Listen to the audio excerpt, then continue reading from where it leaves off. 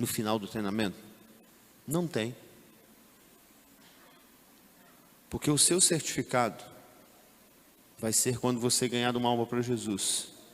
E você expor o seu certificado para o Senhor, dizendo: está aqui, Senhor, o certificado daquilo que eu fiz. Sabe, Paulo está dizendo, é nessa linha de pensamento. Eu gosto de ler Paulo porque em muitos momentos Paulo é complexo. A carta aos Romanos é uma complexidade, uma linha teológica profunda. Talvez a maior carta teológica que tenhamos e a maior carga teológica venha do texto de Romanos. Mas em alguns momentos Paulo é simples. E quando eu leio, por exemplo, os Filipenses, Paulo escreve com simplicidade, afirmando coisas do dia a dia, coisas que todos entenderiam. Quando ele afirma no verso 8, ele diz: mais do que isso, considero tudo como perda. Ele diz: comparado com a suprema grandeza do conhecimento de Cristo, por quem perdi todas as coisas. Paulo está dizendo: foi voluntariamente que eu deixei todas as coisas. Ele diz: Cristo não me impressionou a deixar nada. O chamado de Jesus para Paulo, o seu encontro, não há um chamado para que Paulo abandonasse, para que Paulo deixasse, para que Paulo jogasse fora. Nós não lemos essa pressão, mas o que nós vemos é a aproximação maior e maior e maior de Paulo, até que em Atos ele escreve: eu não considero mais a minha vida como preciosa, mas o que eu quero é completar o ministério que o Senhor Jesus me outorgou. A transformação que vem de dentro e nos faz perceber a grandeza de Cristo é a mesma transformação que vem de dentro e nos faz perceber a inviabilidade e a desvalorização das coisas dessa vida. Alguns anos atrás eu trabalhei com um jovem que apareceu na minha vida de atropelo. Me foi pedido que eu fizesse um evangelismo com uma senhora. E justamente no Evangelho de João, uma das ferramentas que nós vamos usar amanhã. E eu fui a visitar essa senhora então, a pedido de um filho, do filho mais velho que tinha se convertido. E quando eu cheguei na casa dessa senhora para fazer o estudo bíblico com ela, fui recebido muito bem na casa. E quando começamos a conversar, daí a pouquinho chega um jovem e senta do lado. Era o filho mais novo. E começamos a conversar e de repente o menino entra no meio da conversa. Ele disse para mim: você acredita no livro de Gênesis mesmo, pastor? E quando ele me fez a pergunta, eu já pensei como Jesus. Eu disse: essa pergunta é para me colocar em uma situação complicada. Se eu digo que eu não acredito, ele diria para a mãe: está vendo, mãe? É pastor e nem acredita no livro de Gênesis. Se eu dissesse que acredito, ele iria refutar a minha crença. E eu perguntei para ele então: por que você não acredita? Ele disse: eu não. Eu acho que nós realmente viemos da evolução. Mudei de assunto, continuei o estudo bíblico. E entre ele: o senhor acredita em extraterrestre? E eu falei: meu Deus, o espinho na carne chegou. E foram 3 semanas com esse menino atrapalhando o estudo bíblico, fazendo pergunta, atrapalhando, fazendo pergunta, atrapalhando, fazendo pergunta. Por fim, eu marquei com ele um dia para conversar só com ele. E aí corri para casa nesse meio tempo e fui estudar mais e ler mais alguma coisa sobre evolução, a teoria da evolução, sobre OVNIs e sobre extraterrestres. Eu falei: eu preciso saber de que ele está falando e onde ele está falando para que nós venhamos conversar. E assim que sentamos, ele falou: então, pastor, eu acredito na evolução. Eu falei: eu também. Ele falou: como assim? Eu falei: eu acredito também. E aí começamos a conversar. Mas eu acredito na evolução a partir da criação. Deus criou tudo e daí a pouco nós fomos evoluindo. E estamos mesmo. Estamos hoje muito mais evoluídos do que 20 anos atrás. E começamos a conversar nessas coisas todas. Ele falou: o senhor acredita em extraterrestre? Eu falei: não acredito nem como foi a Lua. Quanto mais... Como assim? E aí já que eu tinha escandalizado, seguimos a conversa. E fomos conversando. E daí a pouquinho começamos a estudar também o Evangelho de João, junto com a conversa. A coisa foi crescendo, a coisa foi acontecendo. E um dia esse rapaz falou comigo assim: o senhor fala muito aqui comigo, o senhor conversa muito aqui dentro de casa. Eu queria saber se o senhor tem coragem de falar tudo isso que o senhor fala aqui, lá na escola, junto com o Grêmio Estudantil todo. Eu falei: como assim? Eu sou presidente do Grêmio Estudantil da cidade. E eu queria convidar o senhor para ir nas escolas e falar sobre esse Evangelho de João para todos os alunos da escola. O senhor tem coragem? Eu falei com ele, olha, vai ser uma coisa muito difícil. Eu sei que é um pedido constrangedor que você está me fazendo, mas eu até aceito, pela nossa amizade. E esse garoto então me abre as portas realmente em todas as escolas da cidade, no turno da manhã, tarde e noite. Como Grêmio, como presidente do Grêmio, ele tinha a capacidade de organizar um encontro e ele colocava a juventude toda das escolas e eu falava sobre o Evangelho de João. E conversando com ele, eu sempre o convidava para ir da igreja. Um dia ele falou comigo, pastor, o senhor é muito engraçado. O senhor vive me convidando para ir na sua igreja, mas o senhor nunca iria na minha igreja. Eu falei, mas você nunca me convidou. Ele disse, então o que o senhor acha de ir lá na minha igreja e pregar para os jovens lá da minha igreja? Eu falei, olha, é um pedido constrangedor, mas pela nossa amizade eu posso até atender. Se o padre autorizar. Ele foi lá, conversou com o padre.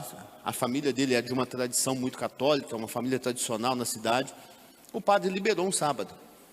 E fui eu para a missa da igreja católica no sábado, pregar o Evangelho de João para os jovens que estavam todos sentados. Depois de alguns meses, esse jovem se converte, tem um encontro com Jesus. Já tinha abrido portas, já tinha feito as coisas acontecer, mas se converte. O padre ficou nervoso, furioso, o padre o visitou várias vezes, tentando convencê-lo de voltar, mas ele disse, padre, eu tive um encontro com Jesus. E o padre disse, mas você já estava se preparando para ser padre, você já tinha feito curso de não sei o que. Ele disse, não, entendi e mudei. Esse jovem não era nada comum, tinha piercing em todo o rosto, sabe, todo método sexual, sobrancelha feitinha, cabelinho não sei o que, todo vaidoso. Eu era pastor de uma igreja batista conservadora em uma cidade de 50 mil habitantes, uma igreja de 89 anos, no interior de Minas. Quando esse menino entra na igreja e diz que aceitou Jesus, o pessoal disse, amém por isso, mas a gente precisa mudá-lo. Eu falei, ninguém muda ninguém. Não, pastor, a gente precisa. Eu falei, olha gente, deixa comigo. Converteu comigo, eu sou pastor da igreja, eu estava na igreja 1 ano e meio só. Eu falei, deixa esse menino comigo. Deixa que esse espinho na carne é meu. Vamos seguir junto. Aí, pouquinho, esse garoto vira e fala o seguinte, pastor, eu quero me batizar. Aí os diáconos da igreja foram à loucura. Vai batizar cheio de piercing? Eu falei, a gente vai lavar piercing, a gente vai lavar tudo no batistério. Não se preocupem com isso. E o pessoal ficou aquela crise, vai, não vai. Eu falei, gente, esquece o menino, deixa o menino comigo, o espinho na carne é meu, vamos embora. Estou um dia lá na igreja, sossegado, esse rapaz entra desesperado na igreja, pastor. Eu falei, morreu alguém? O que foi? Ele disse, o que o senhor está vendo diferente em mim? Eu olhei e falei, não estou vendo nada, eu fiz sobrancelha de novo, já te falei para parar com essa frescura. Não, pastor, não é a sobrancelha não. Eu falei, tá, você cortou o cabelo? Eu falei, não cortei. Eu falei, o que você fez? Arrancou o dente? Eu falei, não, pastor, tirei os piercing, o senhor não está vendo? E eu realmente não estava vendo, porque não me importava a aparência externa dele, mas a experiência que ele estava tendo com Cristo, e isso abriu os meus olhos. Aí eu disse, é verdade, Júlio, você tirou os piercing, cara, o que aconteceu? Eu falei, pastor, eu olhei bem para aquele negócio, falei, gente, isso não combina mais comigo. Isso combinava antes, agora mudou algumas coisas em mim, não combina mais comigo, com quem eu sou hoje. Eu falei, você está sentindo bem? Estou. Eu falei, amém por isso então. Batizou sem os piercings, sem nenhum problema. Hoje é pastor numa cidade lá em Minas. É um dos coordenadores da Every Home em Minas. O menino está crescendo, está avançando, sabe, está vivendo uma experiência com Deus incrível. Não são as coisas externas que dizem quem nós somos, mas é a nossa experiência interna e o que aconteceu no nosso coração. Mas essa convicção tem que estar conosco não só por mudanças que nós enfrentamos, mas pelas pressões que o mundo tem feito para nós valorizarmos, termos e possuirmos algumas coisas. Nós não temos que nos ser deixados levar por as coisas que o mundo diz que nós temos que ter ou ser. Mas nós desconsideramos todas essas coisas por causa de Cristo. Quando Paulo escreve isso, e pelo jeito aqui, não a primeira, mas algumas vezes, porque ele diz, não é cansativo para mim dizer essas coisas de novo, e segurança para vocês, é porque Paulo sabia que essas coisas nos atormentam, e irão nos atormentar a vida inteira. Diga para mim, aliás, diga só no seu pensamento. Quantas e quantas vezes a tentação e a sedução por coisas, valores, convicções, status desse mundo não ronda a sua mente? Quantas e quantas vezes? Eu sou apaixonado com carro, quase todo homem é, mas eu sou apaixonado. Eu cresci, né, meu pai teve uma concessionária de veículos, então eu cresci nesse mundo de carros. Então para mim hoje, eu sigo não sei quantas páginas de carro, eu sou apaixonado com ver. Então quando eu olho assim, eu vejo um carro passando, sabe quando você faz assim? Foi. E aí pode ser carro velho, carro novo, carro esporte, carro... Não importa. Se é conservado, se está tudo ajeitadinho, quando eu passo eu faço assim, ó. Meu fôlego vai junto com o carro. Eu tenho um carro 2008. Mas o problema não é ser 2008, porque, como eu estou dizendo, porque quando é velho e é conservado, não é velho, é antigo. Mas o meu não é antigo, o meu está velho. E quando as coisas quebram no carro, aquilo me dá uma angústia. Sabe, o meu retrovisor quebrou uma lente de seta que tem embaixo. É um Citroën 2008, então debaixo do retrovisor tem uma setinha. Quebrou aquela lente. Toda hora que eu chego do carro pelo lado do motorista, me dá uma angústia no coração, me dá uma dor, porque eu olho e falo, gente, está sem a lanterninha. Sabe, a lanterninha não serve para nada, só é um enfeitezinho ali que pisca, mas aquilo me angustia. E toda hora que eu entro, para mim é um exercício, porque eu sento no carro e eu falo assim, gente, eu preciso arrumar isso, eu tenho que trocar esse carro, eu estou precisando de um carro novo. Aí eu falo, não, gente, esse carro me leva onde eu preciso ainda. Aí esse final de semana, essa semana que passou, fui para Aracaju junto com o pastor, aí ele foi me pegar no aeroporto. Chegou no aeroporto com um Jeep Compass. 2020. Banco de couro branco. Sabe, o carro é preto. O banco com a costura vermelha. Sabe, quando você senta e você faz assim. Uau! Sabe, queria. Se Deus me desse. Aí Deus fala, no asa cobra. Lembra do seu 2008? Sabe, Deus baixa a bola e diz, filho, calma. Para que você... Onde esse aqui te leva, o seu também te leva. Eu falo, eu sei que leva. Eu tenho uma moto 150 cilindrada. O zelador do meu prédio tem uma 750. Um dia desse nós encontramos na garagem. Aí eu já estava saindo e falei assim, vai dar uma volta de moto, pastor? Eu falei, não, estou indo de bicicleta, você chegou de moto. Aí ele, que isso, pastor? Eu falei, deixa a chave aí para dar uma volta. Ele falou, não, que isso?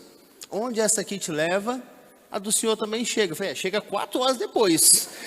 Mas chega, eu sei disso. Sabe, mas a tendência é nós sermos seduzidos, puxados por essas coisas, atraídos, envolvidos. E se nós não estivermos muito atentos, como Paulo diz, ele diz, cuidado.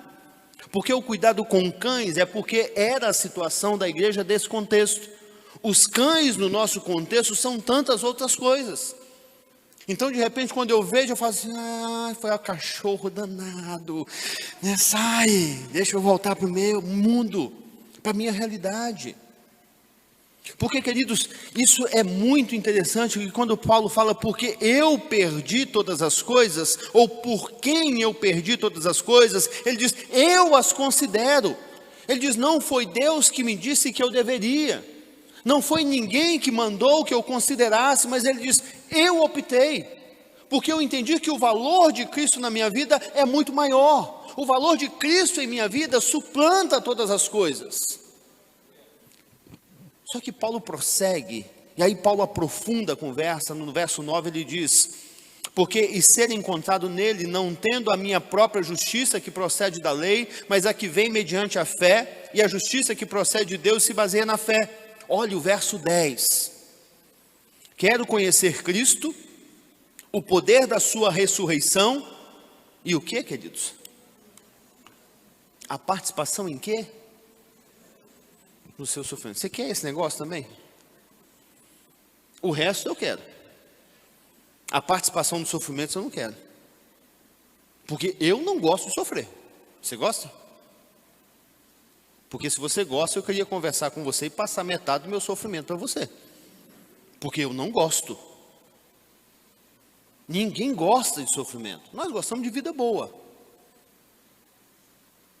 Só que quando Paulo fala de participar do sofrimento, o sofrimento de Cristo é a conotação da missão de Cristo. O sofrimento não é uma dor qualquer que Cristo sentia. O sofrimento não foi um momento de decepção, uma frustração, uma angústia, um desejo não atendido, uma vontade não realizada, uma conquista que nunca aconteceu, uma vitória que não chegou. O sofrimento de Cristo era enfrentar a cruz, carregar a cruz, levar a cruz, se permitir ser crucificado na cruz, para que nós fôssemos alcançados pela graça. Quando Paulo então desconsidera todas as coisas e começa a considerar agora Cristo maior do que todas as coisas, ele diz: é impossível que alguém que considere Cristo como sobre todas as coisas, não participe da sua missão e abrace o seu sofrimento. É impossível não termos a mesma mentalidade, o mesmo desejo, o mesmo sentimento, a mesma visão e o mesmo coração de Jesus. É impossível querermos tanto estar com Jesus, viver com Jesus, sermos repletos de Jesus, mas não amarmos e vermos esse mundo como Jesus ama e vê esse mundo. Quando Paulo diz: eu quero participar do sofrimento, Paulo está dizendo: não me importa mais viver essa vida, mas o que eu quero é viver a vida de Cristo.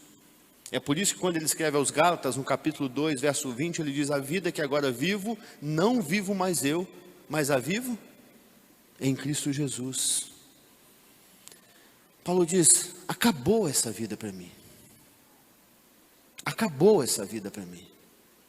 Acabou esses valores, acabou esses princípios, acabou o status, acabou a fama, acabou o reconhecimento, porque Cristo é tudo em todos. Ele diz: é nele que nós vivemos e é nele que nós nos movemos. As coisas velhas já passaram e eis que tudo se faz novo.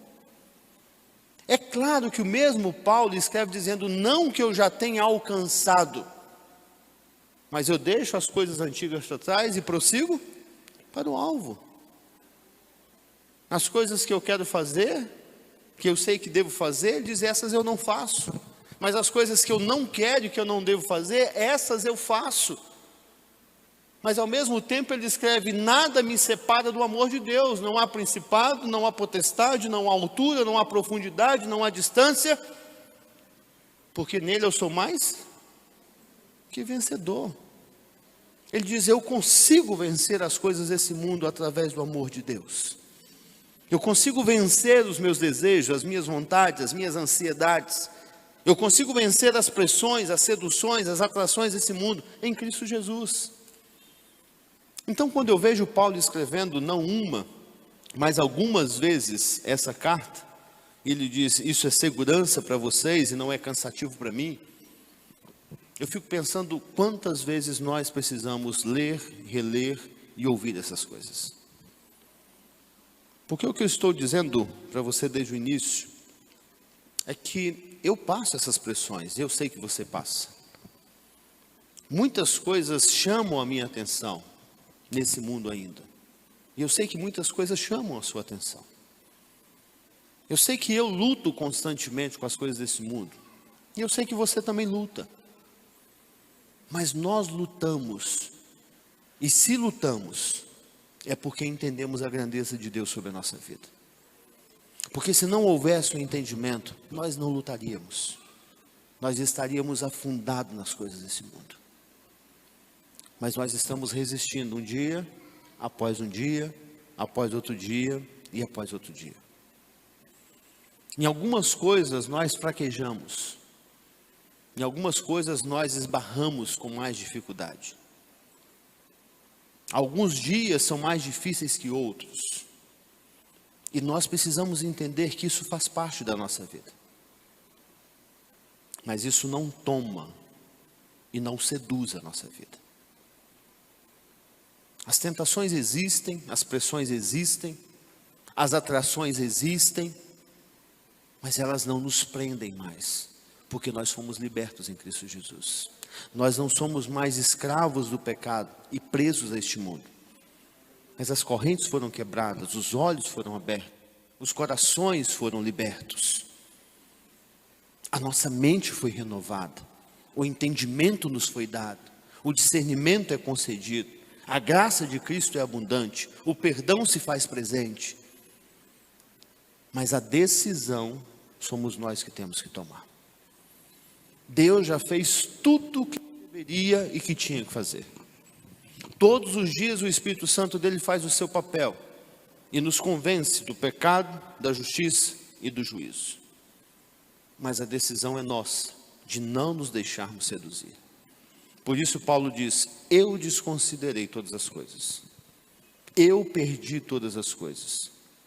Porque eu quero ganhar Cristo e eu quero participar do seu sofrimento. O convite que eu quero te fazer nessa noite e para esse final de semana é que você decida escolher as coisas de Cristo e não se permitir ser atraído e seduzido pelas coisas desse mundo. Tudo que nós vamos ver e ouvir amanhã são coisas que nós podemos colocar em prática e que ajudam a nossa vida a não ser seduzida por esse mundo. O meu desejo e a minha oração é que saiamos daqui hoje e amanhã convictos de que a vida com Cristo é muito mais valiosa e preciosa do que todas as coisas desse mundo. E que nós fomos chamados para viver nele, por ele e para ele. Que Deus abençoe o seu coração. Que Deus te encha de graça, de renovo. E que amanhã seja um dia frutífero na nossa vida. Amém? Amém. Queridos, amanhã nós nos vemos às 8. O material que você recebeu, nós vamos usar todo ele amanhã. Então traga o seu material. Amanhã você precisa trazer algumas outras coisas também, muito importantes. Você precisa trazer muita graça e misericórdia amanhã. Mas muita. Deixa eu dizer por quê. A igreja está nos servindo de bom grado. E nós temos que ser graciosos e misericordiosos com cada pessoa que nos serve. Sorriso no rosto, gratidão no coração e, se preciso, ajudar as pessoas também. A equipe que está ali na mesa está se esforçando para achar o nome de todo mundo. Ah, meu nome não foi encontrado. Fica tranquilo. Você vai estar com a gente amanhã, você vai receber o material. Os nomes são para nós nos organizarmos. Não encontrou seu nome ainda? Amanhã a gente vai dar um jeito nisso. Outra coisa e um outro motivo muito especial, que você precisa ter muita graça e misericórdia amanhã. Porque amanhã também vai ser um dia de confissão de pecados. Eu, durante o dia, vou confessar vários dos meus erros e pecados. E você vai ter que ter graça e misericórdia da minha vida, porque Deus já teve. E o papel do acusador é outro. Mas eu só vou confessar os meus pecados para que você se sinta livre e à vontade para confessar os seus. Porque quando você não confessar os seus, eu vou te induzir aqui e te conduzir para que você confesse os seus pecados.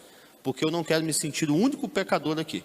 Eu posso até ser o pior dos pecadores, mas eu não sou o único. E quando você também confessar o seu pecado, ou as suas falhas naquilo que nós fazemos, todos nós vamos agir com graça e misericórdia. Então que Deus nos abençoe, que Deus nos revigore hoje, e que amanhã a gente esteja aqui pronto para crescer um pouco mais e caminharmos juntos. Eu posso orar por você? Queria orar junto com você. Vamos ficar de pé. A gente